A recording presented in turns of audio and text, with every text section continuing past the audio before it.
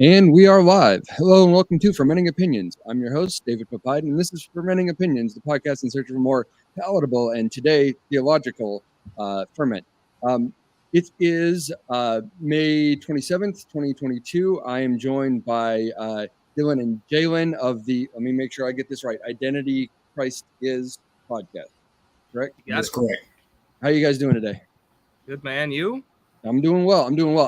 Small bit of housekeeping. Before we really get going, I just remembered this. We dog sit at my house right around 30 minutes from now. We're expecting a dog to come to the house. It could get very loud because we have dogs already here. I will try to mute myself. Hopefully one of you guys will be talking at that time. You don't have to hear a bunch of barking, so I can mute. Sure. Thanks for that. We'll just deal with that as it comes, and hopefully it won't be too bad.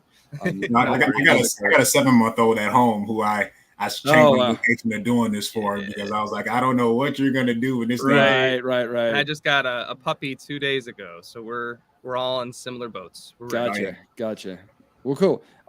So guys, and viewers and listeners and all that, what we're doing here today is I found these guys through an apologetics discussion group. I think it's actually called Apologetics Discussion Group. Is the name of it. It was not the most original title in the world. There's a free plug for you guys.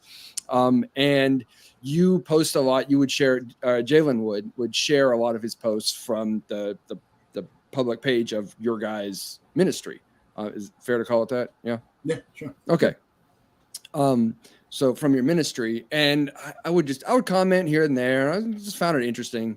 And, a lot of the things you're saying I would find, I'm an atheist. If this is your first time with the show, I'm an atheist. These guys are Christians.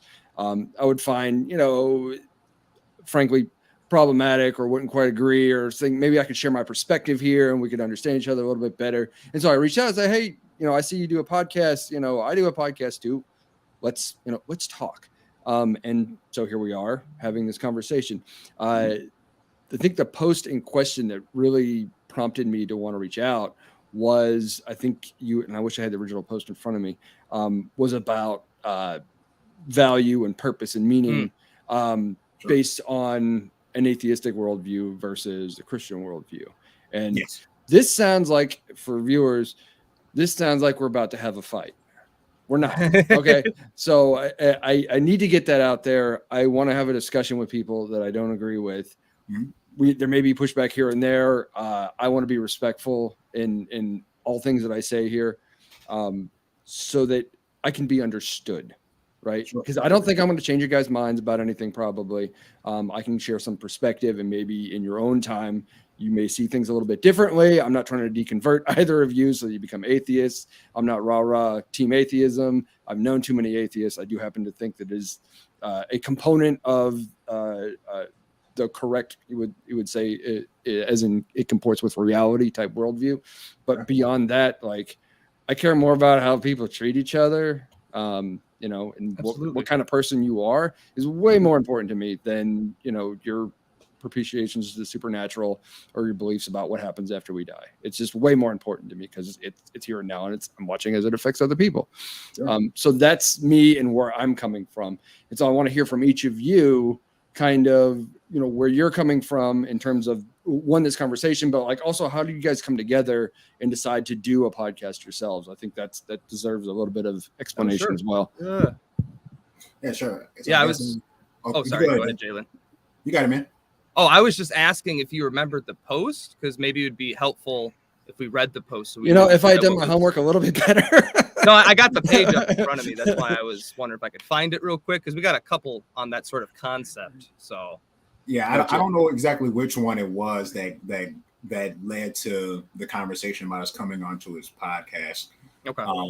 But I do know it was based around the topics that we're going to be discussing today. But as far as why we started this podcast, so I won't go into the whole backstory of how I felt like God placed this on my heart to do this, but essentially the reason for this podcast was I see a lot of what I would deem to be misperceptions about God, about the Bible, about Christianity, about Christ, that when you look at them beneath that when you get beneath the surface of them, they aren't factual. A lot of times I found that they're emotional responses to some of the claims that Christ makes in scripture and some of the things about God, attributes about God and things like that.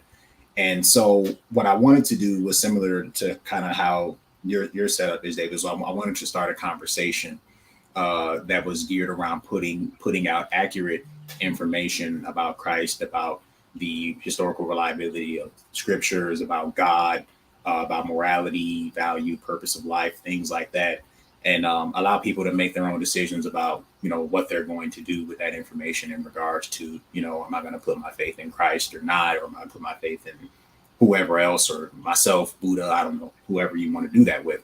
But my ultimate goal was to make sure that people had the right information and are not making such heavy decisions with the wrong information. Okay.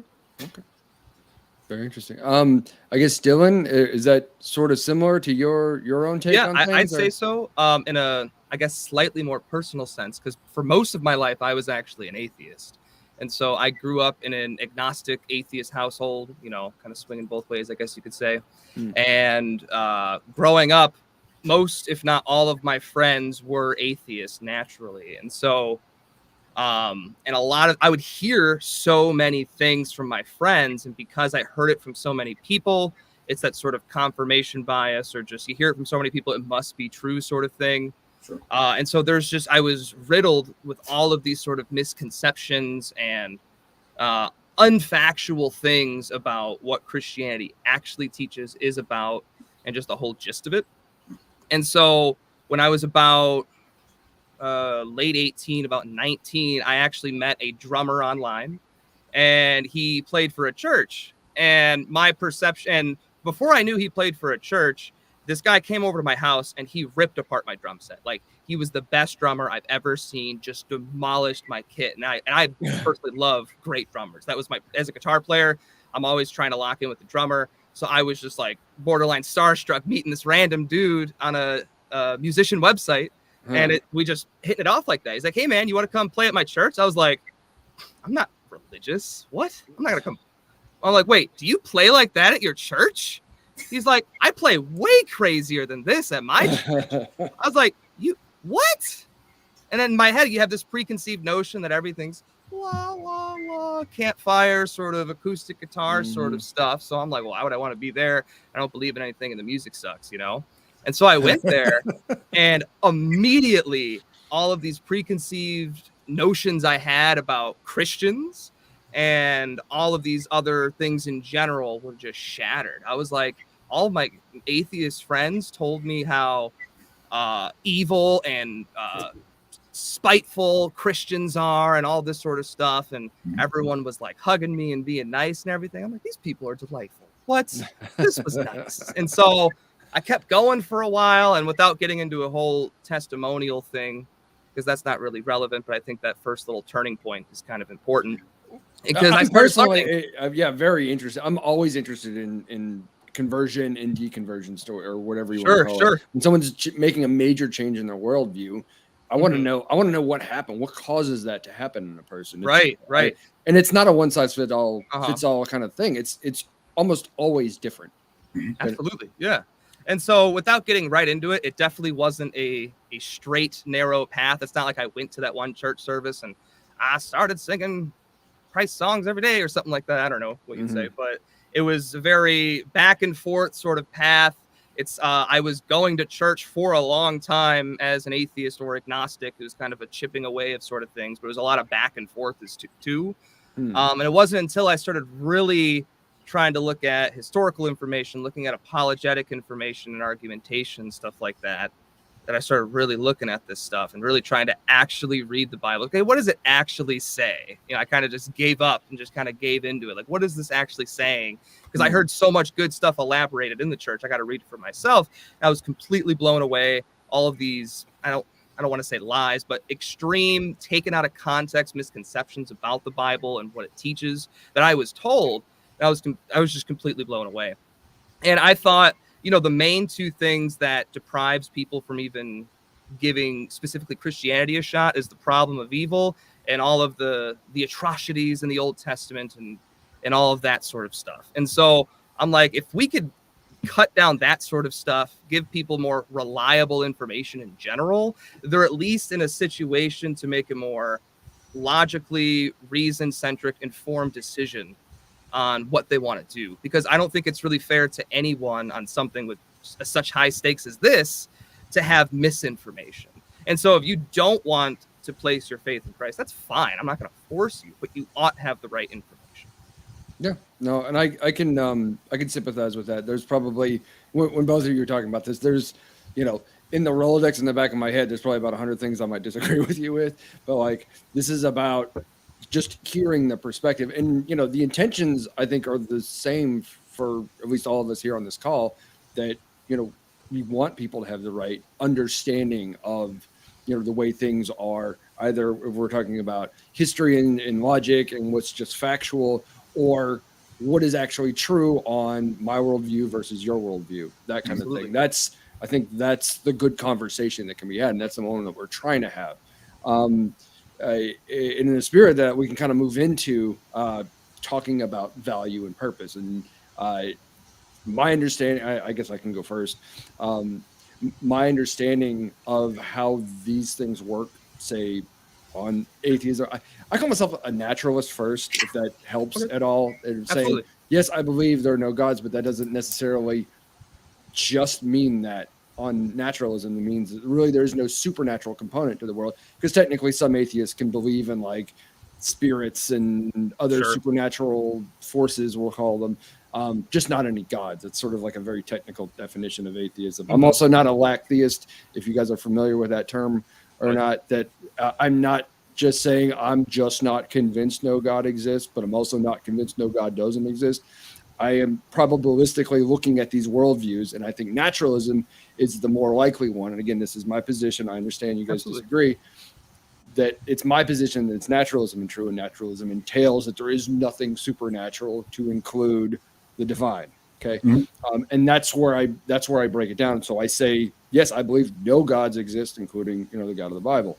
So I'm not like doing the Mott and Bailey atheist thing, if that's a familiar term to you, saying, I'm an atheist. Okay, well, what's your evidence for atheism? And I go, no, I didn't say that no gods exist. I'm not doing that. So, so just so we understand each other, with regards to that, I hate to call it new atheism. I appreciate that, actually.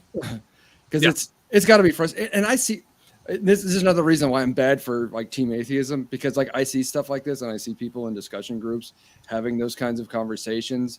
And I'm like, atheism means this. There's the definition, and there's like the Gnostic, agnostic, atheist, theist thing. Like, and they throw up that diagram, and I'm like, no, this isn't really how beliefs work. Like you're either affirming a proposition is true, you're affirming it's false, or you're saying, I don't know, I don't have enough information to decide. That is my position. That is what an agnostic is. That and really only that. And if you're not saying one or the other is the reflects reality, you are an agnostic. And a lot of people it's like a lesser atheist or something like that, and that's bad. You're not supposed to call yourself an atheist and then play an agnostic when you're challenged on it. And I get into arguments with atheists online about it too, and I'm like, I'm just not doing this. I'm not.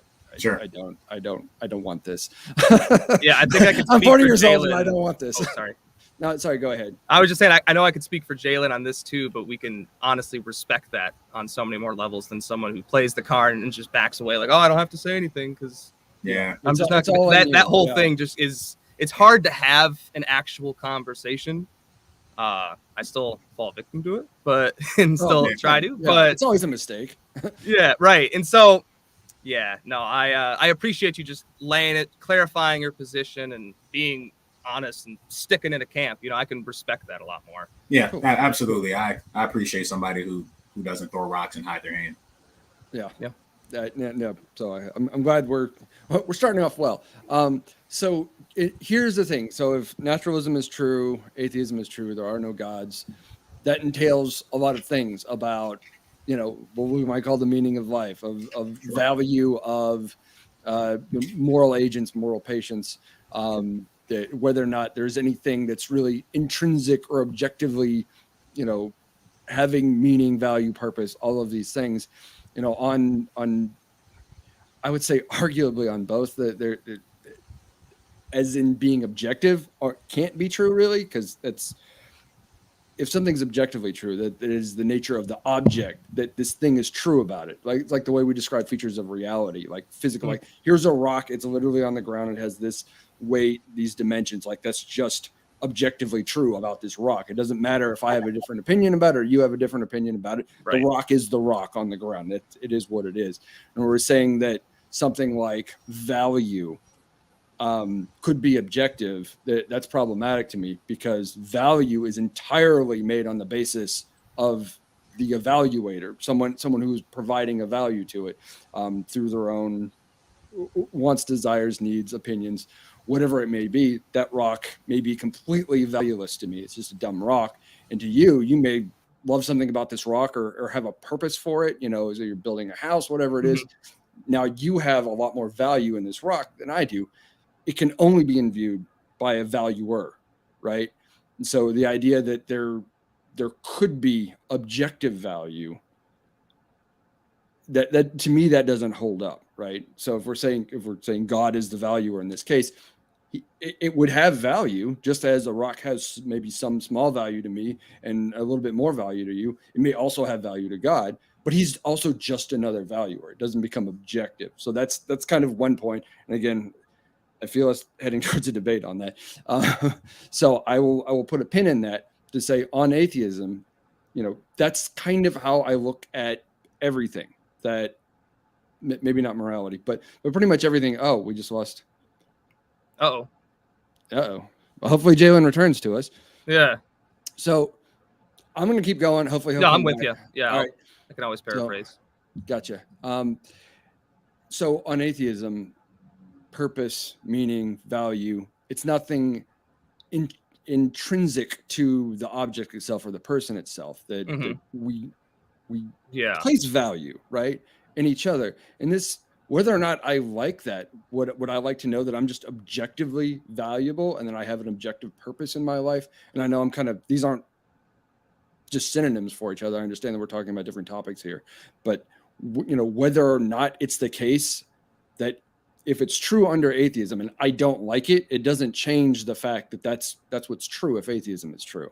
I guess that's what I'm trying to convey. You say, I don't have objective purpose. I don't have objective value. I'm going to die, when I hit 80 or 100, if I'm lucky, like my grandfather's almost 100, maybe I'll get these 100 years and then it's over. And then everything I said and did and everything I cared about, everybody I loved, none of that matters anymore. I cannot like that. Right. In fact, I really don't like that. But it doesn't change whether or not it's true. Absolutely. So I guess if I could express anything else before maybe I kick it back over to you guys, is that I'm cautious of an appeal to consequences of saying, well, on atheism, XYZ, that's bad and sad, and don't we not like that? Yeah, maybe we don't like it, but it doesn't really really impact whether or not it's true, whether or not I prefer it. So there's that, and that's kind of my approach to this. So Jaylen, we've lost you. We've got you back, but we don't have you on camera. I don't know if you can hear us. I can hear you guys. Can you hear me? We just don't see your video. Yeah, I'm having some technical difficulties here, but I'll get back on camera here. Okay. Well, we can still hear you. Okay. So to clarify, I guess one way that I might reframe objectivity is something is true outside of my mind. Whether or not I have a perception on it, it could still be true. I can have an opinion about something, but it doesn't change whether or not the rock is a rock. We might call it something different, but at the end of the day, the rock is still a rock. And so on a framework of naturalism, I would 100% agree that without sorry, he's going in and out. It's no, I brought him back, and then there was like a really terrible echo, so I popped him back out. Let me see. Can you hear us? Is that better? That better? Yeah. There might be like an echo cancellation setting. I'm going to mute you for a second while you look at your settings there. Sorry about the technical issues, folks. This, when it becomes a podcast, will get edited out. Absolutely. But on YouTube, it's forever, unfortunately. But anyways, yeah, just to kind of restate so I can get the mental ball rolling. Yes. Sorry. How the way I kind of look at it in simple terms, whether something's objectively true is whether or not it's true outside of my mind. You know, the objective versus subjective sort of thing, or objective sort of the narrative, as Jordan Peterson might put it. But no, we're getting along fine. Don't bring him into this. No, I'm kidding. Oh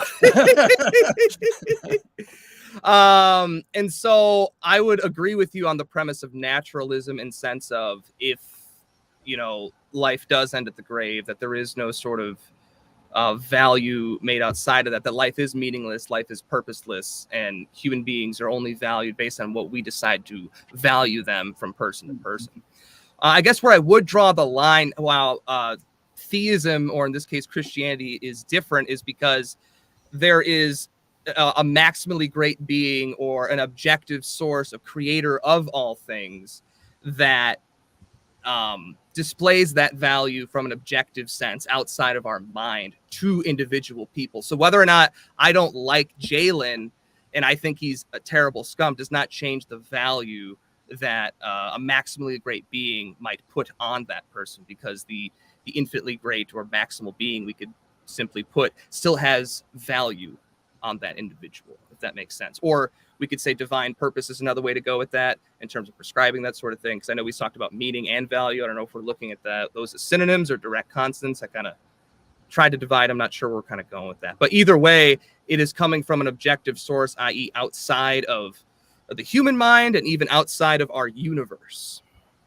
Okay. Jaylen, I don't know how much of this last bit you missed. Is your audio in better shape? I think so. You guys hear me good? Yeah, sounds great. You're fine. I don't know if you wanted to add anything to that, Jaylen, in terms of the difference between he was agreeing that naturalism, and correct me if I'm wrong, David, of course, that life is meaningless, it has no objective meaning, value, or purpose. We may not like it, but that's the case. I would 100% agree with that, especially as a former nihilist. But I would disagree that theism is the same way, based on the characteristics we know about God, and God being independent of our individual minds. Exactly. So that's what makes it objective, is pretty much what Dylan explained, is the fact that our value comes from outside of us, and even outside of this universe. It comes from a transcendent creator who isn't wired and like us in that way, in terms of how values change depending on what's going on, scenarios and things like that. It comes from a totally different source that we don't ourselves create and have any control over. Okay. I guess if I want to make, I guess, one distinction, and I think you kind of already made it yourself, Dylan. Sure. You said, to say something doesn't have objective value or purpose is not the same thing as to say that it has none whatsoever, because Absolutely. we're basically, what I'm, I guess, trying to present is the idea that even if we're talking about God, that subjective value, which is used pejoratively all the time, from what I understand, and what I've seen just in debates, that if it's subjective, it's therefore, whimsical, irrelevant, easily dismissed. Well, that's not true to anybody who holds whatever that position is, right? Whoever the subjective value is, that you found that rock that you find extremely valuable, just because I go, pshaw, who cares about the rock? Like that didn't change whether or not that you see value in the rock. Sure. So in that sense, subjective doesn't mean bad, I guess, if that, of course that not. helps. No. We lost Jaylen's. I would 100% agree. So, but again, and that's fine. I freely acknowledge that. Yeah, the objective value, purpose, meaning, all that stuff, that it couldn't exist on naturalism. I'm also still not really convinced, and again, this is probably where we really disagree, that it does exist. Just because, let's say, there is God and he places a value on everything. It's objectively true that everything is being valued, but it doesn't necessarily mean the same thing as everything has objective value, because it's, again, if value is subjective by nature, that the value of a thing is dependent on who is imbuing that value to it, or is regarding that as having value, then even if it's God, it's still subjective. And again, that's not a bad thing. That's just the nature of these words and how they work. Yeah, so we can get Jaylen back in here again. So just to There we go. clarify, you're saying that because it's God and he is making a value judgment or something, it is still subjective. Is that kind of? I just want to clarify. Is that kind of the case you're making? Yeah, because it's not true of the object itself that it has a value of X, right? You know, the rock doesn't have a value of 5 whatevers, right? 5 units of value. It's just not objectively true of the rock. It could be objectively true that there is always at least a God that is putting value in it. That's still a subjective valuation. Again, this isn't bad. I think one thing that might help is, I guess from our perspective, and Jaylen, clarify I'm wrong, it's not like Dylan has a value of 96, David has a value of 3,000, Jaylen and has value pretty well. yeah, you're kicking it, you're kicking butt. But it's not like we have different value judgments placed upon us. I mean, especially if you look at the authority of Scripture, that God loves each individual person. And so it's not like he loves you more because you go to church. It's not like he loves you less because you don't go to church or anything like that. But there's just a general value that this thing is valuable, not like there's a percentage that's, because like with the more subjective thing, like you're kind of saying, the differentiation I would make is it might be valuable to that person and not very valuable to another person. And so it's not the same from the objective source that we're calling God. Okay. Let's see if I can glom onto that or to follow from that. So it's more like saying, and I hope I don't get lost here, because we're starting to get in the weeds a little bit, to say that it's not true that something has objective value, which is how I usually hear it, but it's objectively true that it's valued. Like, again, not prescribing a certain, which we're just throwing together arbitrary numbers, right? Like it doesn't have a set value. It's just true that it's valued. Or valuable might be what I might interpret it better. I don't know if you would agree with that, Jaylen. I think I would agree with that. Yeah. So I would I would just add that when we're talking about value in the context of God, we have to keep in mind that we're talking about a infinite being, but we're using our finite minds to try to describe and understand this infinite being. And so that can be a little difficult to do when we use terms like value and valuable, because of our experience with value and how we value things and deem things unvaluable. But in God's sense, based on the scriptures, like Dylan said before, it's more so of a value of a person in a more not qualitative, more qualitative sense. That's what I mean, not quantitative, more qualitative sense. That because human beings are valuable because we were created in the image of God, and therefore, since you were created in my image and my likeness, you are valuable to me because I created and designed you for a purpose.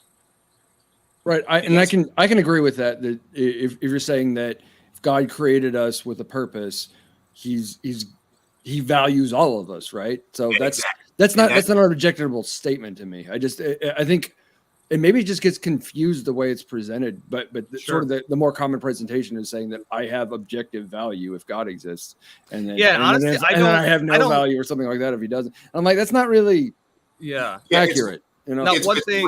Oh, sorry. Go ahead, Dylan. I was just going to say, for me, I don't really talk about the whole value thing. More of the conversations I get into is like meaning of life. What is my meaning? To me, that seems like it's a little easier to clear out the weeds, because like you could easily just say we're valuable to God. It's subjective. No, it's subjective. It's just like it really doesn't. It's like, okay, like I feel like you don't really get anywhere different, whether based on the information we do have, we are valuable and we are not valued differently than another person based on what we do necessarily. And so to me, I feel like you don't really get anywhere whether or not what you label it. It's just that we are, from a source outside the universe, valuable. And so for me, it's easier to kind of have conversations about meaning and value, to focus more on the meaning, like what is my meaning of life? Am I capable of knowing it? And all of those conversations, if that makes sense. Sure. No, yeah, that makes total sense to me. And I think, if this last little segment that we did didn't feel like super productive to you, I think it's still really important. Oh, absolutely. Just on the basis of how wrapped around the axle people get over these kinds of conversations in the language game to kind of explore and suss out what each of us mean. We realize we're not really in disagreement about that at all, which on its face, it kind of sounded like we were. So, I mean, I think we call that progress in some places. Yeah, absolutely. So, common ground. Sure. So let's move on to meaning then, meaning and purpose in your life. And you were kind of already starting into that. If you wanted to expound, or Jaylen, if you do you want to go first, and then Jaylen, and then maybe I'll jump in there. Sure. Yeah, I can jump off if you'd like, Jay. Yeah, go right ahead. All right. So I guess to kind of differentiate, and I'll kind of summarize what you kind of already said, and please clarify, I don't want to misrepresent your position, but this is definitely a position I also held as a former atheist, specifically the height of it being a nihilist. But on naturalism, life is objectively meaningless. And though I can make one up for my life, I could say, oh, I want to hit 500 home runs and join the major leagues. I might enjoy playing baseball. I might enjoy completing a task to dump dopamine in my brain, and it feels good. That doesn't really mean that my life has objective meaning, for example.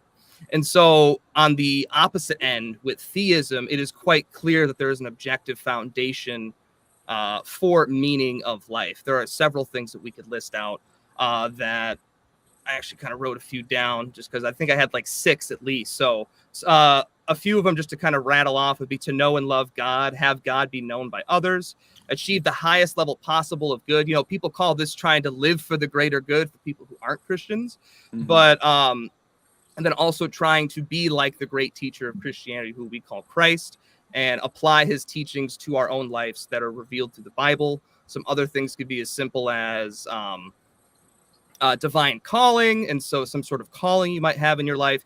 Whether or not you are able to 100% grasp that is kind of not the point, but it could still, from an objective sense, if we're saying true from outside my mind, as in I could have that purpose, I may not be able to fulfill it completely, but it's still a objective fact, we could say, if theism is true, that there is some sort of divine calling.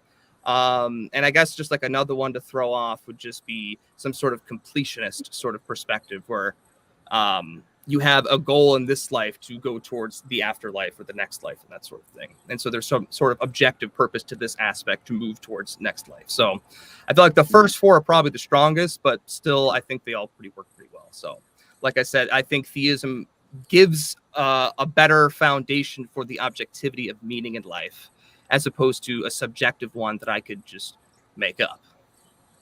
Okay. Jaylen, did you have anything you wanted to? Yeah, sure. Your own take, maybe. Yeah. So actually, you guys both, I'm sure, have observed this in your own lives, but in my own life, I've noticed within myself and people around me this desire to attach meaning to things, whether it be my relationships, my career, something I'm passionate about. A hobby I'm passionate about, a material item I'm passionate about. I've noticed that we as human beings are always looking to attach meaning to things. And it's actually one of the reasons that I believe that God exists, is because we're constantly on the search for meaning and purpose. Why am I here? It's one of the 4 questions that everybody asks themselves at some point or another in their life, or at least they should, is why am I here, or how did I get here? What am I here for? What's the purpose to life? And much like Dylan said, in the naturalist worldview, there is no answer to that question. In an objective sense, in an ultimate sense, there's no answer to that question. Now, I can obviously make one up, like Dylan said. And that can give my life meaning, which is fine, especially if the presupposition that there is no God. Well, then there is only one mind left to give me meaning, and that's my own. And so You have that there for naturalism, but it appears to be in the theistic worldview. That's where you can get that objective meaning that can come from a place outside of myself, seeing how it wasn't my decision to even be here in the first place. And so it would make sense to me in the theistic worldview that it's there and only there that I can get objective meaning from my life. And it actually carry weight beyond me, even beyond once I'm gone. Gotcha. Yeah, no, and I can definitely sympathize with that or that perspective. I would still probably push back on the idea that meaning and purpose here become objective. It can be objectively true that you on theism or I'll just say on Christianity that you have meaning and purpose and it has been prescribed and that you have these sort of goals in your life. It would be objectively true that you have them. I don't think that, and again, this is the language game. I don't think it makes that purpose objective. It's of itself. It's not an objective purpose. It's just a different subjective purpose. And again, that's not a pejorative. That's just the way it is. Based on the definitions of objective and subjective, like that's just because it's being derived via a subject. And again, not to call. And I'm calling God a subject here. I don't mean like he's a subject, like he's got a king for anyone who may be listening and get confused about these terms. Like he is a subject as in he is a individual with mind, thoughts, ideas, disposition, nature, that he is a subject rather than the object. And in this case, the object may be other people, and providing that purpose and meaning to, and you can, I will let viewers decide for themselves whether that is a beautiful thing or a terrible thing. But it's given to you on theism. Go ahead, Jaylen. I was going to say, if you don't mind, I would actually say in your example that you said that God will be the subject and we are the objects. I would actually kind of flip that around for the Christian worldview. And what I mean by that is that God is the object in this case from which all life flows from. He is the source of life in the Christian worldview. He's the creator and source of life. And so he would be the objects here. And us as created beings would be the subjects here. And we are subject to the object. Yeah, and actually we actually refer to Christ as the object of worship. That's actually kind of the object of because we're talking about, sort of directionally, like where this is going in terms of valuation and purpose and meaning and all these things is like that you are imbuing that as the most important thing to you, right? You're still making a subjective valuation. It's like you said at the beginning of the thing, you want people to have the right information because it's an incredibly weighty decision, right? It's still the person making that decision, and they're still checking that against their own personal values and beliefs and motivations, what have you, to decide whether or not to follow Christ, right? That's still a subjective valuation, right? That's still, and whether or not it's a human being doing that towards faith in Christianity, or whether or not it's God, doing that for all of us, it's still the same process. I guess is what I'm trying to say is that it's not different because it's God, because that's not how it works. But to say that, and if we can agree on that, I can take the rest of this on the chin, basically, of saying, I can bite the bullet and saying, no, I don't have objective, value and purpose in my life. And I've decided for myself what I want to do with my life. I want to do this podcast. It brings me fulfillment to have conversations with people I may not agree with on paper. And we can be civil towards each other because it's such a rare thing in society, right? I value that. It gives me purpose. My career, my job, I talked a little bit, to Jaylen. I work with adults with disabilities. Like, these are purposes in my life. These are things that I value doing. They give me meaning, right? It's not objective. I'm going to, I get my 80, maybe 100 years, like I said, and then I die, and then that's it. I may not like it. Okay, I don't like it, but like it doesn't change whether or not it's true on naturalism. And so it becomes a question of what is rather than what I would like. And that's how I always view the conversation. It's like, I may not like it, but if it's true, it's true. And I'm not, I didn't pick atheism because I like it better. I'm with you. And just like you probably didn't pick Christianity just because it was, because the buffets were good at, at the potlucks that you guys do at church. It certainly isn't trendy. Yeah. And then not in America, also, it's not. Yeah, it's not. And also when you start to get into some of the teachings that that Christ had, I can assure you it's not the first choice. Mm-hmm. Yeah. I don't know if you guys ever watched Good Omens. It was I don't think so. Well, it was a book first by Neil Gaiman. And they turned it into a short series with like David Tennant, and I can't remember the other guy. But it's about basically an angel and a demon that like became friends in the Garden of Eden. And of course it's all kind of playing in the whole biblical storyline. Sure. And they kind of became friends, like, we're not supposed to be like getting along, but like, you don't seem so bad, and they kind of helped each other out through history. And they met up at the time of the crucifixion of Christ. Mm-hmm. And I think the angel asked the demon, well, what did he do? And he's up there on the cross, and he says, oh, he told people to be kind to each other. It's like, oh, that'll do it. So it's a good joke. It really is. It's a good natured. It's not a bag on religion or anything. That's fun. But yeah, it was an entertaining show in its own right. But yeah, that's, speaking of that could go off into a whole other conversation that we could have about sort of Christianity in we'll say in the US rather than just in the West, but sort of the reputational hits that have been taken over the last several years. Sure. I would love to have you guys back to talk about that. But I want to keep this sort of concise to where we're at. Absolutely. So if I can I don't know acknowledge, if you were able to re-summarize one of the last points that you made. Sure. I was trying to really suck it in, but I feel like I was having trouble grasping your perspective. Is this on the like the objectivity versus subjectivity, or is this regarding? Yeah, it was like one of the last things you said. I can pick, what I want to do with my life, and that's my purpose and meaning. Is it objective? No, it's mine. It's subjective. I don't see that as a bad thing. I may prefer to have an objective purpose or meaning to my life. I may prefer for things to matter that I did or cared about while I was alive after I'm gone. It's not on naturalism. That's just not the case. I cannot like it, but that doesn't really change reality. Sure. Okay. Dave, I do have a question for you, though. Sure. Does that jive with your experience of reality?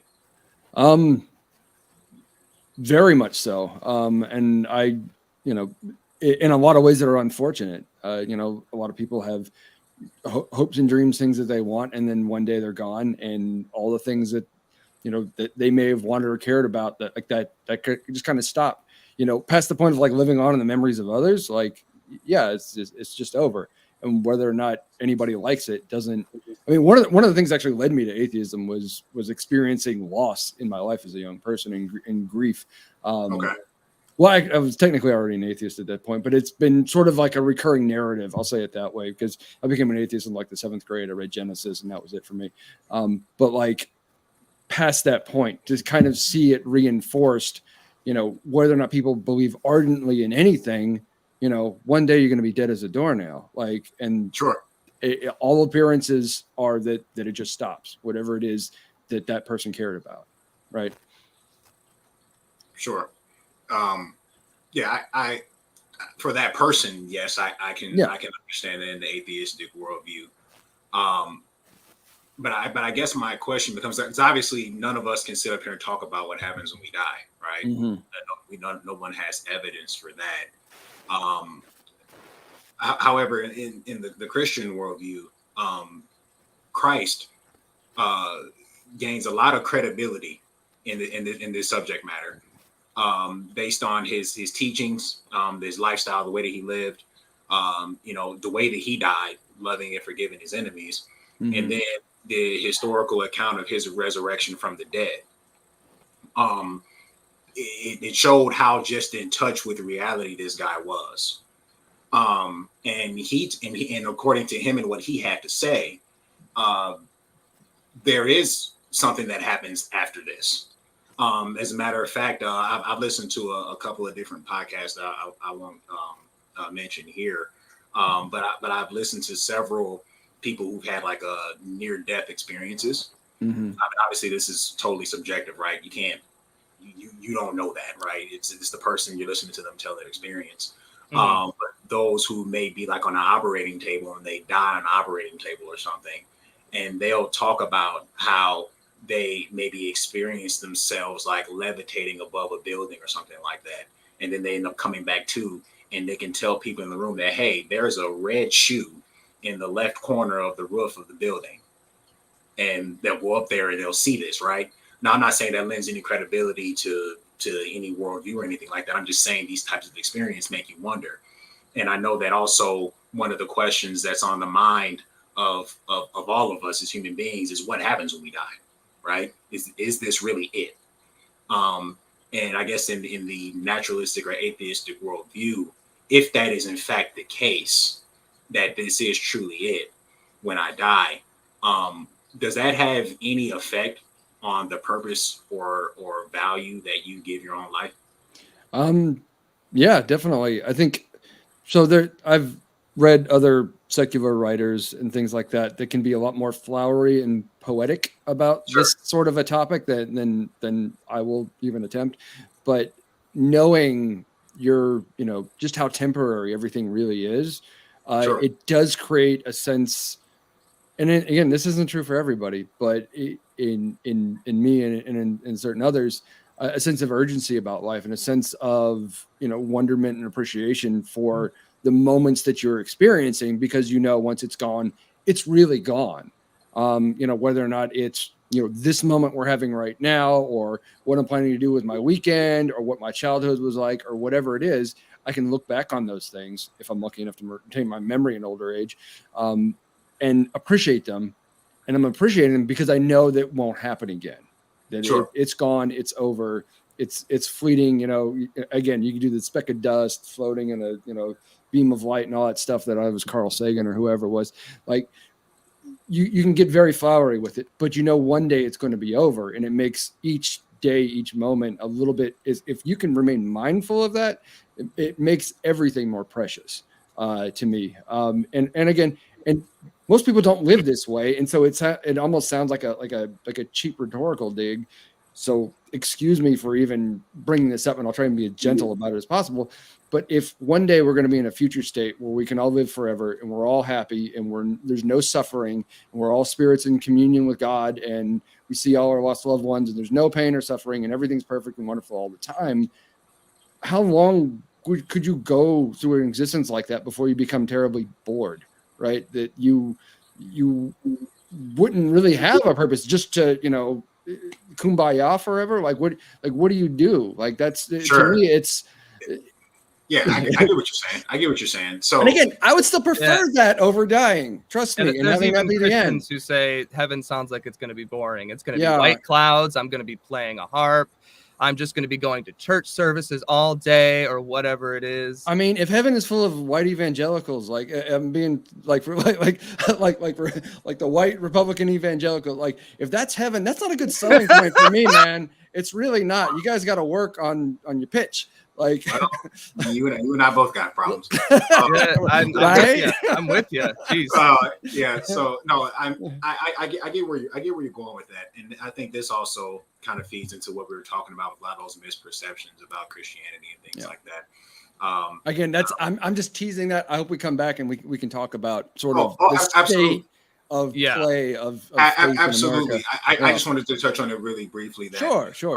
That heaven is not going to be us just floating on clouds playing harps or anything like that. What heaven's ultimately going to be is what it was what when God first created the earth and us is going to be that. It's going to be what it was supposed to be from the very beginning, which is us living in full relationship with God without the barrier that sin created between us being there. So that will be removed, and we'll be able to live in relationship with God and each other till its fullest capacity.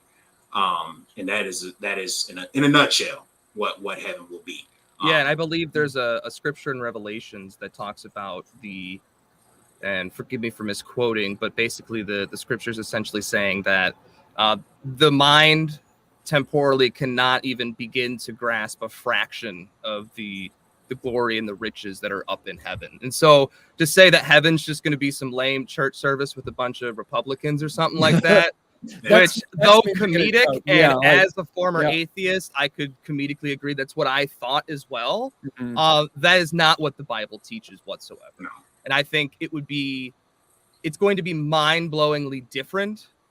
Yeah, just kind of putting it there. Like I said, we could devote a whole episode to just demystifying the misconceptions, but yeah, and really just about heaven in general, because I think it's not a very well explored topic, and it seems like and even from professional theologians, that like it doesn't seem like it seems like it is the realm of conjecture more than anything else. I'm sure there's certain scriptures that you can refer to, like the one you did in Revelations, but like in general, we don't know a whole lot, and we speculate, and we try to keep those speculations within well harmonized with other bits of scripture, but at the same time, there's just not a lot said. Right. So that that is, again, it's a future point. Now, one thing I'd point out, I think his name is Dr. Gary Jones. I'd have to get that. No one quote me on that specifically. I can get resources in the future if it's necessary. But there are theologians and doctoral candidates and people in scholarship that is a big area of their study, is the study of hell, heaven, purgatory, all of those sort of concepts. Sure. And so like I was listening to this guy on a podcast earlier this week that he wrote a whole book on hell and then a whole book on heaven and all this sort of stuff, and then he wrote a whole book on the purpose of evil and stuff like that. So that was his entire focus and area of study for scholarship for a lot of his doctoral work in general. Okay. So I do think the area is definitely not talked about enough. It's not represented enough by any means. And even as a Christian, it's not like we're talking about it all the time, every single day. Oh my God, heaven, heaven, heaven. But I agree. It's not explored a lot in a day-to-day conversation. And maybe there's not enough knowledge in just every church talking about the subject. But I do think there's a little bit more information on the subject that is worth exploring in general. Yeah, I mean, and that's I think that's a fair point to bring up. It's just, I guess where I was coming from is really just like in terms of not necessarily just the laity, but just in general, what we hear about Christianity. It does not tend to include a lot about heaven and sort of our final dispositions. I think is actually one of the reasons why I, a few years ago, did some exploration with the Mormon, or what do they call it, Church of Latter-day Saints. And they got some wild heavens up there, man. Oh, like yes, they do. You're going to be making Earth babies with your planet wife and everything. It's the whole thing. And again, and I want to caveat this, because as much as we can sit here and talk about how it's an exotic story, right? That's like a Christian fan fiction is how it probably reads to kind of like Christians. Like this is someone who's really loved Jane Eyre, and then they wrote a side story about it's that kind of thing. But with Christianity is what it sounds like to most of us. But like just like your experience as an atheist going to church, and like, wow, they're not a bunch of like monsters that are really off. Like I spent a lot of time with Mormons, like they're really nice people. They're exceptionally nice people. Definitely. And I would go to their church and be very welcoming. And I'm like, this is a nice group of people to hang out with. Yeah. I'm not going to get into politics, but like they're very pleasant to be around. Just super nice, well-meaning. And that's another one of these things is like, oh, Mormons, they're real bad and they hate on the LGBT and all this. And like, while all of that is kind of true, but like when you meet a person, even who have beliefs that I think are problematic or even terrible sometimes, like they're coming at it from an honest place. They're really nice people. Like they're trying to do what they think is right in the world. And most people don't want to acknowledge that or give credit, because a lot of times what they're promoting is harmful to other people. And that's kind of where I come down, is like saying, well, if we can work on the belief maybe, and understand the person's still like a human being, is still a decent person, and try to harmonize that maybe, which I've had limited success with. But anyway, we are definitely off of topic now, which is what we knew was going to happen. I think I tried to set up for it, but we're there now. I guess if you don't mind me, the last thing about heaven, and we can get about to a little bit more about the meaning and stuff like that. I think part of the problem is it's not necessarily a scientific truth.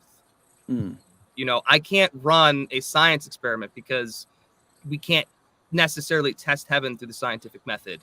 And I think a lot of people have this sort of skewed perspective that science can answer everything.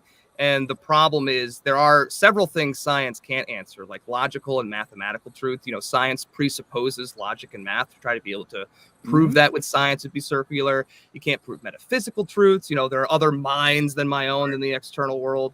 Ethical beliefs. You can't run a science experiment to see if what the Nazis did in Germany was ethical.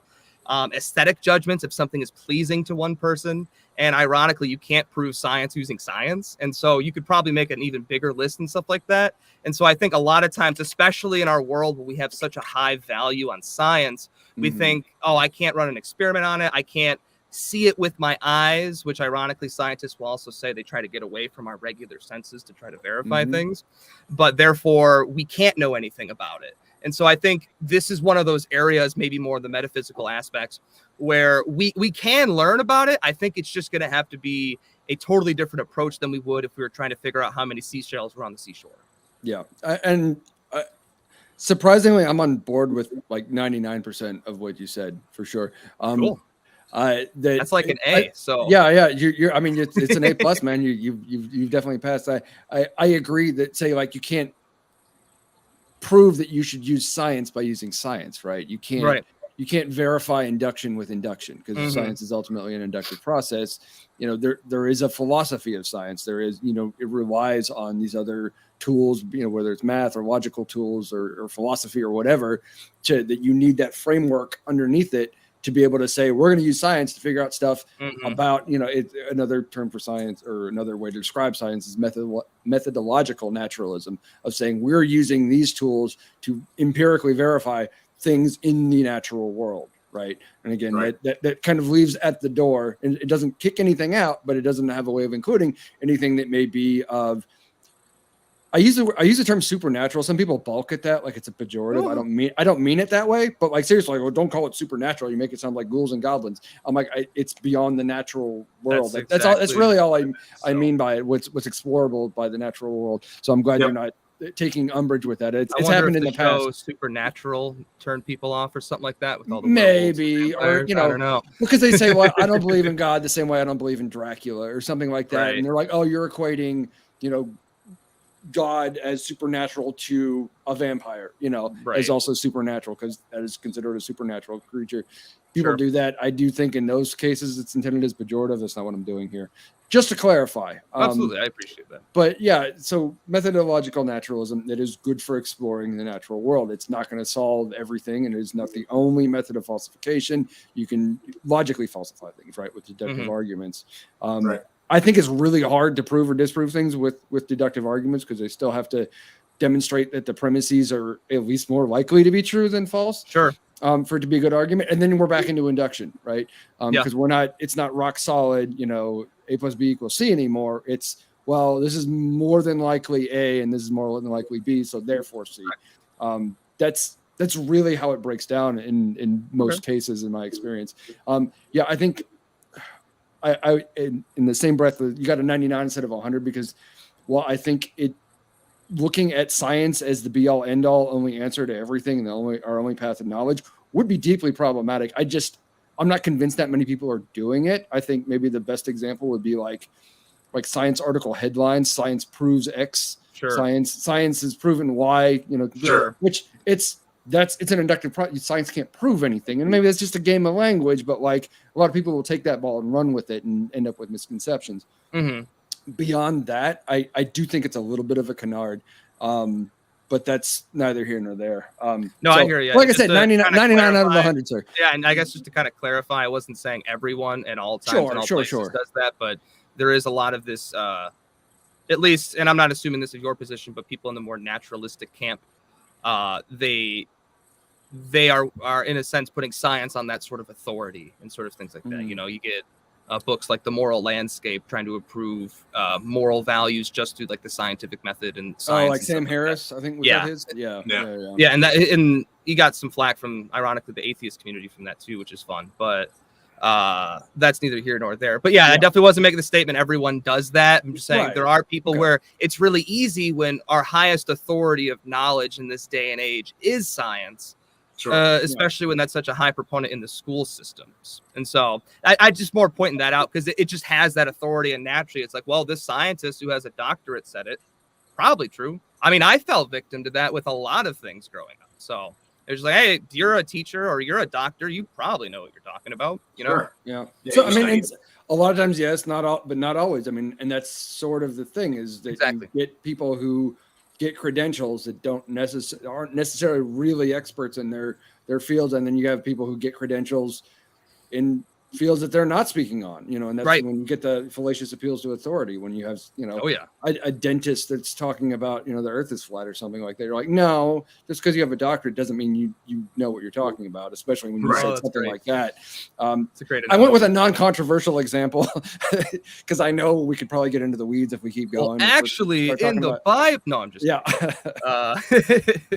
But yeah, so I think at this stage we've gone about an hour at this point. It's probably a decent time to wrap up. I Sure. think this conversation to me went really well. I think we got to clarify some things, and you know, again, I basically bit the bullet on meaning and purpose, saying it's not objective, and I may not like it.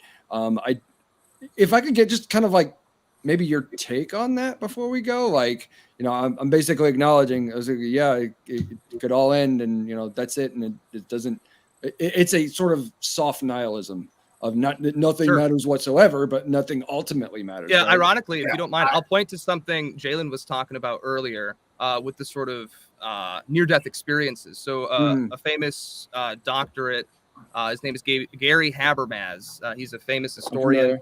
And essentially, I can't remember if it was him or a colleague of his, documented a large amount of near-death experience cases. And they all have a lot of similarities with it, and kind of clarifying what Jaylen said, having access to information that didn't once know. And so how I look at that is, that doesn't prove theism. Look, there's a near-death experience, therefore Jesus. You know, that's not the sort of proposition I'm making. But it does lend credibility when there's over 300 well-documented confirmed cases about this, and then 10 million acclaimed cases of people having near-death experiences with similar things, where that's a large chunk of people. And so at the very least, we could say consciousness is maybe not as limited to the flesh that we are possessing at this very moment. And I think maybe that's something that's worth interesting, because oftentimes when we think about naturalism versus supernaturalism, that's one of those things. Consciousness is done. It's just a product of the fleshy part in our head. Therefore, when I'm dead, it's gone. But especially in these near-death experiences where someone was dead between 2 to 20 minutes on the table, and then they were able to access information they definitely didn't have before, like the code, a 20-digit code in the back of a light bulb, or what was happening in a surgery room next door, or anything like that. That kind of lends credibility from even a scientific aspect or a data analysis standpoint, that consciousness was able to achieve information and retain it and bring it back into their body after that near-death experience.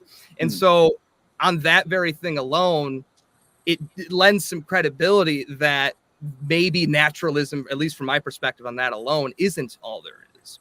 And so when we think about the objectivity of meaning, not moral values, that's not what our discussion was today, but with meaning and value. Am I glad that we not get into the where did your morals come from argument. Oh yeah, that's a fun one. Which we can load that one up. We've got, I think, based on our conversation, we could do like four or five more episodes. Oh yeah, I'm ready. Because I enjoy this kind of stuff. Like, Absolutely.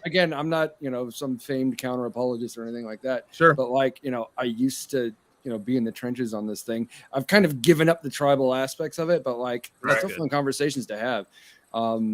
Hey, Dave, I do have a question for you. Go ahead. So, based on what you said earlier, you said I kind of bit the bullet on more the meaning of life and purpose of life being objective and stuff like that, right? Mm-hmm. Does that also apply to the value of life as well? Yeah, because again, to me, it's all those things are by definition in the realm of subjectivity, right? That I have value of other things, other people. I placed a certain value on the things that I find meaningful, which is why I'm doing them versus, some other thing that I'm doing as a career for money or for life or whatever, whatever those things that are important to me. And then when I'm done and over with it, it's kind of isn't going to really matter anymore. Sure. Absolutely. Right? Okay. Gotcha. So I guess my question becomes this then. If that's in fact true, let's say you wake up tomorrow morning and you decide that you want to you want to do bodily harm to somebody. Mm-hmm. And you decide that this is not my life's purpose, is to do bodily harm to people.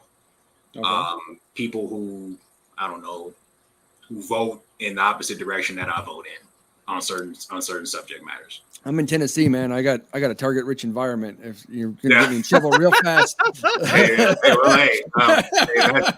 was not you. But that's a joke officially. All right, so yeah, but in the naturalist worldview, if that is in fact the case, what do you do with that?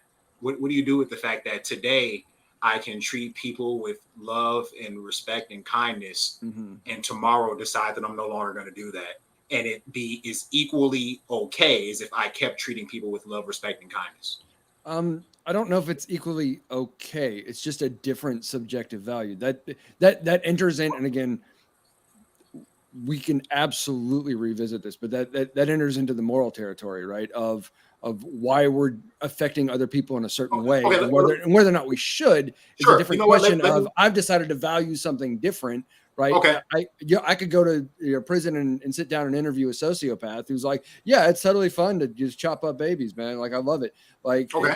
And I'd be like, that's crazy and psychotic. And I'm not going to have any impact on whether or not he values that. Sure. Okay. So let me rephrase it then. Let's say tomorrow morning you wake up and decide my life no longer has meaning. Mm-hmm. I'm assuming today you woke up and decided it did. You seem like a highly motivated guy. You're something's driving you. My better days. It's Friday. I'm excited. yeah. So something's driving you. Sure. But let's say tomorrow morning you woke up and said, you know what? What's the point? My life isn't meaningless anymore. In both of those are equally okay. It's okay to have meaning one day, and in the next day I don't. What do you do with that? I guess if I were to find myself in that situation, I mean, the first question is to ask why. Why did I wake up today and decide what changed from yesterday to today that made me decide this is all pointless. I don't care. It's a bunch of crap. Like there's no point to anything. Sure. If I'm a person who's already acknowledging that, life is, as cliche as it sounds, life is what I make it. I'm imbuing the value and meaning that I have into it of things that matter to me while I'm here to experience them. What happened to me that made me decide the things that I'm experiencing while I'm experiencing them aren't going to matter to me at all anymore? Like that is a sea change in perspective, seemingly overnight. I would have to explore what's motivated that in me. Probably something really bad happened to me, like between yesterday and today. If I woke up this morning with that kind of, how would you define what's bad? Something that is, harmful to my well-being, whether it's, psychologically or physiologically, something that has brought me down emotionally, essentially, because that's where those thoughts are a product of that, of saying, I'm in a really bad place. It doesn't matter if you've ever encountered somebody who's, depressed or suicidal or anything else like that. Their Sure. perspective is really just on their pain and misery in their life. And usually that's expressed through a lack of motivation, honestly, more than anything. Hang on. Dogs are barking. I don't know if you heard that or not. Yeah. I tried to nip it in the bud as quickly as I could. Yeah. That's Molly, by the way. She's a rescue. For those that she's my co-host. The next featured guest. Yeah. Doesn't everybody want to hear that? There's probably a mailman or something. I don't even know. No, it's 6:00. Hang on a second. 1 second. Okay. So for viewers, thank you for staying with us through that and being patient. I can edit this out for the podcast, which I will. So back to, I guess, what we were saying before, with regards to what would, if I'm talking to somebody who is like depressed, suicidal, whatever, and they're in this low state where they can't see, they're a person that doesn't have hope, and there's something that has killed their sense of hope, and something that is affecting their well-being, whether it's a chemical imbalance, or tragedy in their lives or something like that. Something has brought that person down to narrow their perspective to, the next immediate moments in their life, and recognizing that there's nothing in those moments that are going to bring them, joy or meaning or purpose or anything like that. Sure. That's how a person gets there. And I think that's pretty much regardless of worldview, that, someone may invoke, that, I God has a purpose for me and all this stuff. If you, I don't want to get too specific or anything like that. If something really awful has happened to you, it almost doesn't matter. For most people, it's going to bring you down. And it kind of doesn't. Go ahead. I'm more so trying to figure out what is the naturalism. What is the naturalist answer to that type of changing of the mind? I would say, what's the answer to I'm the greatest today, and tomorrow I'm going to end it all? Well, I don't think it's a worldview specific answer. I guess is what I'm saying is that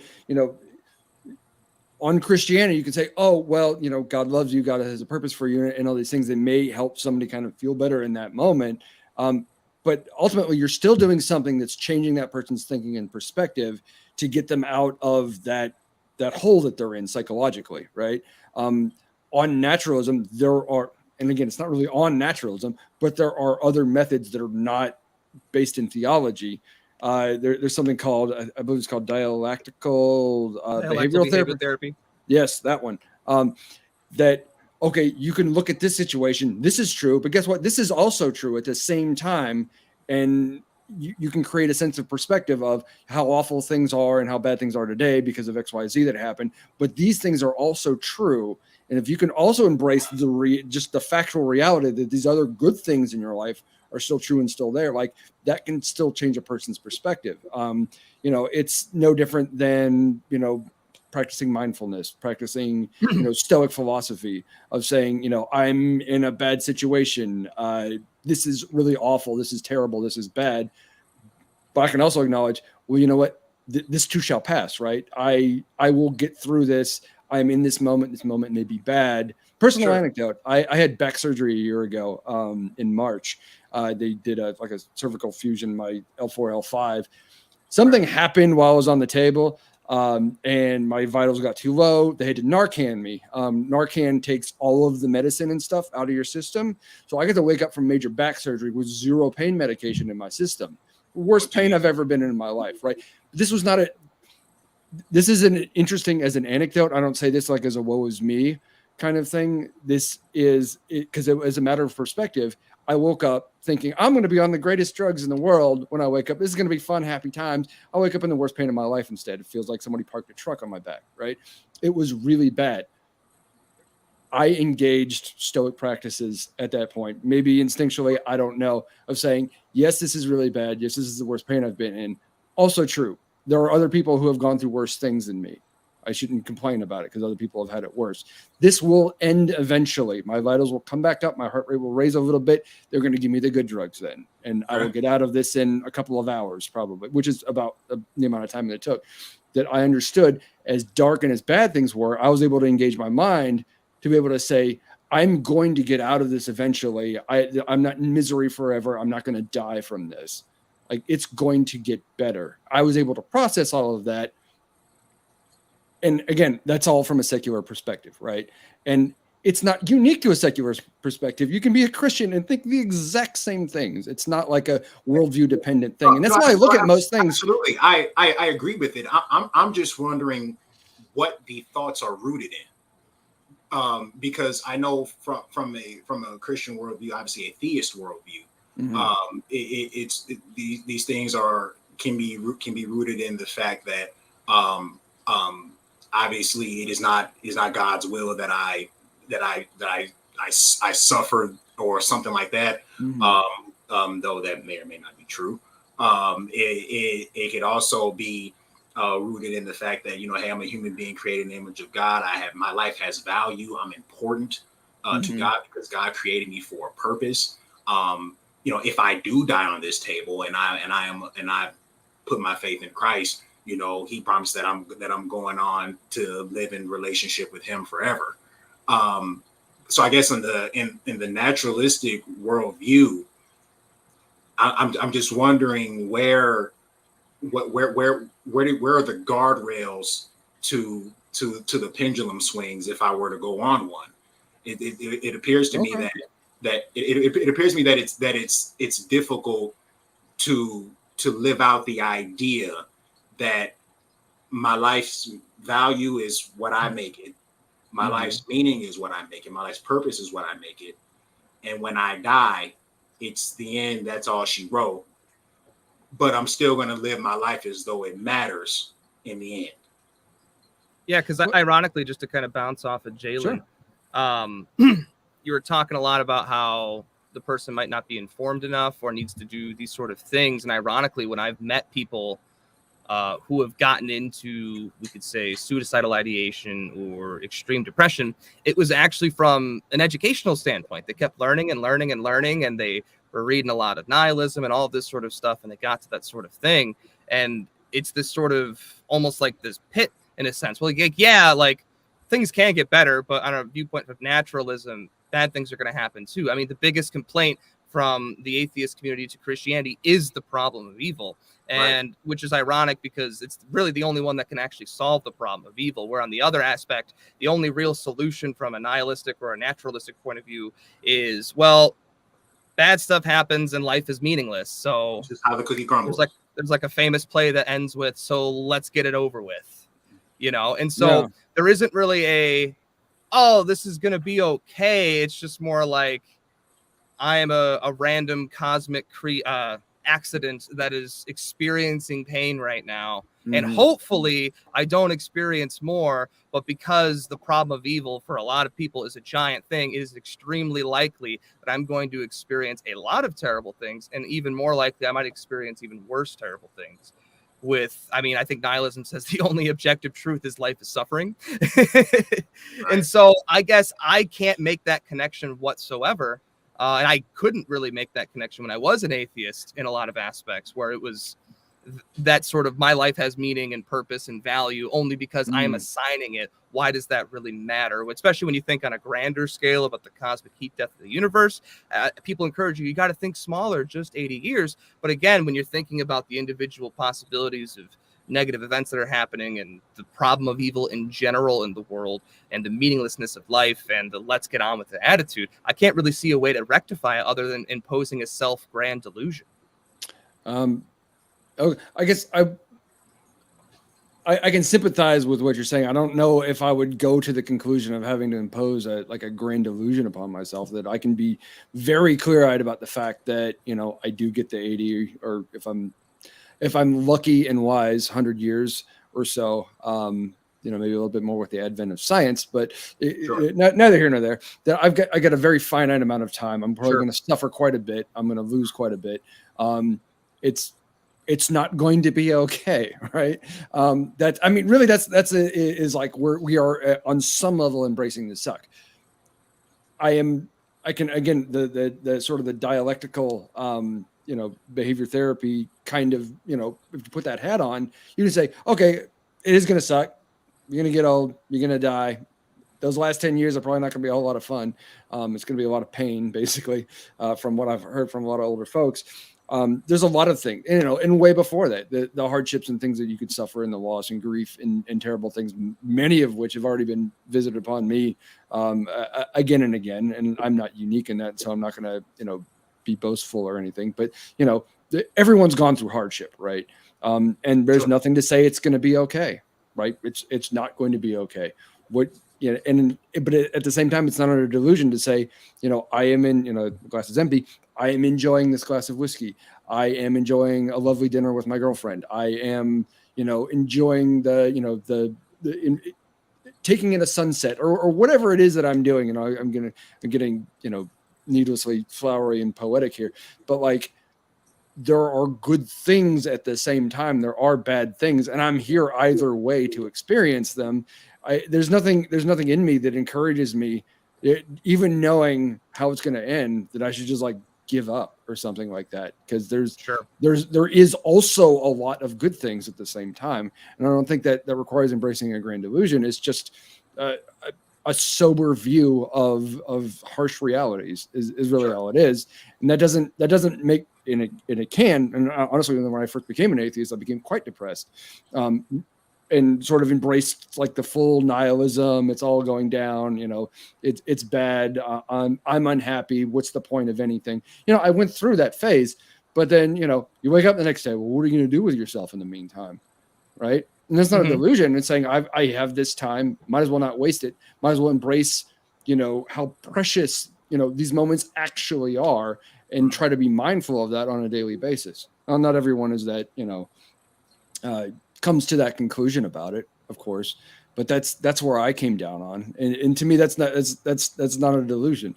And I think and again, it's almost regardless of worldview, is saying even if you do get to go to heaven after you die, if Christianity is true and you are a believer and you're saved, that you get to go to heaven, like you still have all this time. You can't go say, well, what's the point of this life? I'm really just waiting for the next one, right? People don't go around offing themselves because they're Christians, right? Right. Oh, of course. In Christianity, because they're ready to get to the good part, right? Right. Because this life might suck real bad for those people. Yeah, and Christianity is different in that aspect from the naturalist worldview, because you said, why not just off myself now and get to the afterlife? Well, for the Christian, according to I understand there's an injunction against it. I get not just an injunction, that life has a purpose. Sure. And that purpose is to know God and to make him known by loving and serving him, and also loving and serving your neighbor.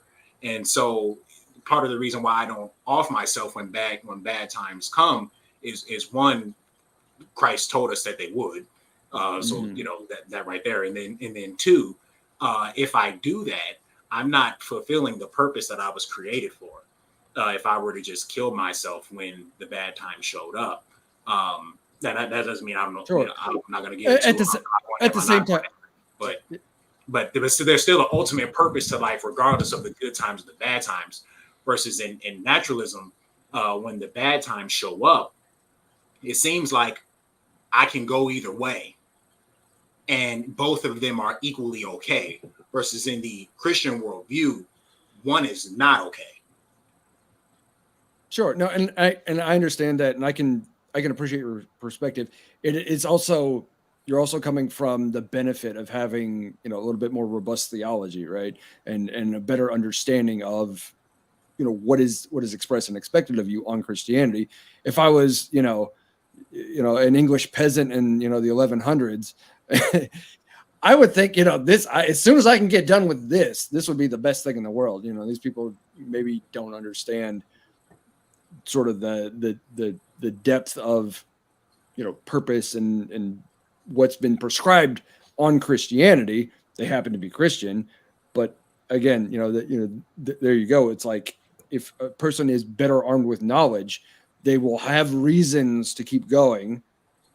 And if a person who doesn't really have any resources or any recourse or anything to change their thinking about that, they're going to stay in that mode of saying, well, it's all pointless. What's, and again, I get a peasant in the Middle Ages may say, oh, at least I get to go to heaven after this. Whereas maybe an atheist in the Middle Ages, a few that there were saying, oh, I'm just get on with it. Let's get it over with. It's where I come down on most things. I come down on, say, morality, for example, of, say, Christians, non-Christians, people of other world. I think people are basically neutral in this regard in terms of the way they actually behave and treat each other. The same way a person finds value and purpose in their life, the same way, they do pretty much anything. You see a level of consistency across worldviews. And that's not an argument for or against Christianity in particular, but I just don't see people in general as that different from each other in the grand scheme of things. Sure. Well, I do see people differently, but not in the sense of oh, you're a Muslim or you're a Buddhist, so you're gonna act this certain kind of way, because you can still be altruistic. I know a lot of atheists who practice altruism.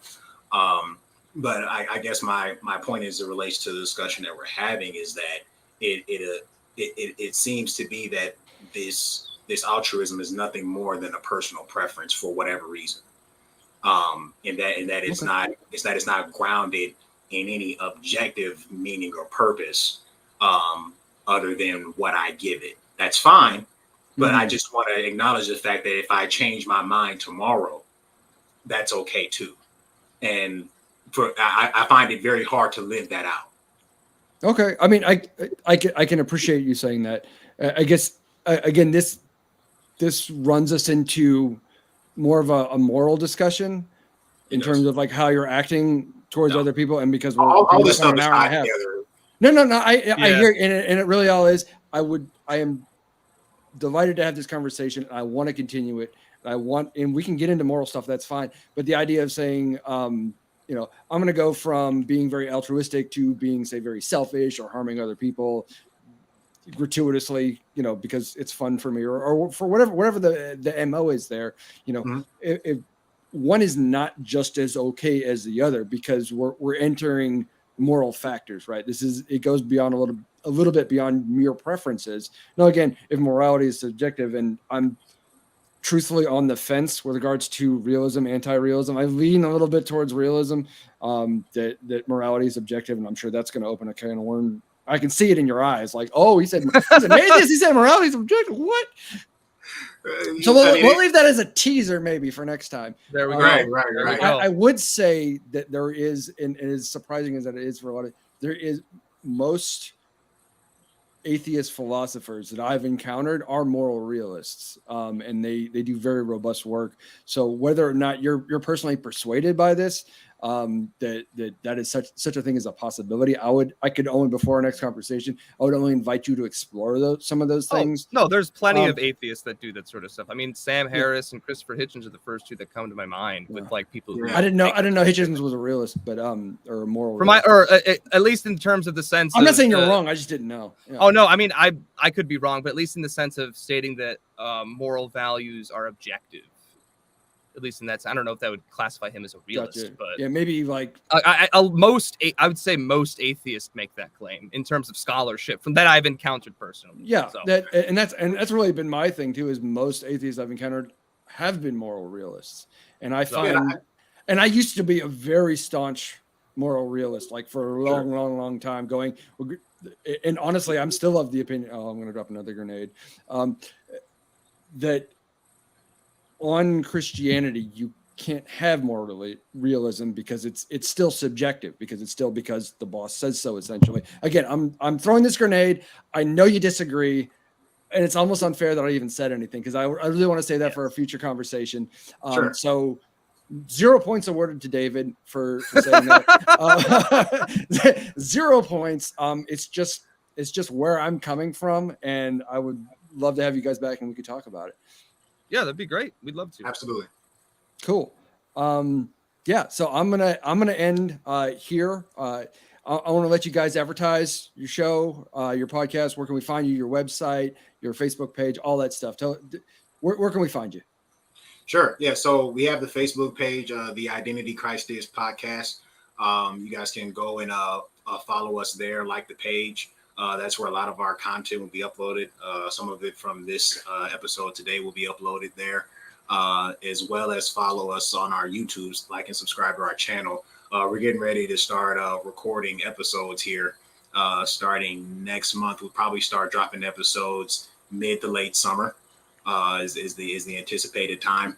And so be on the lookout for that. David, thanks for having us on. By the way, really appreciate the opportunity to come onto your platform and have a conversation with you. It's been a pleasure. Very cool. Very cool. Absolutely.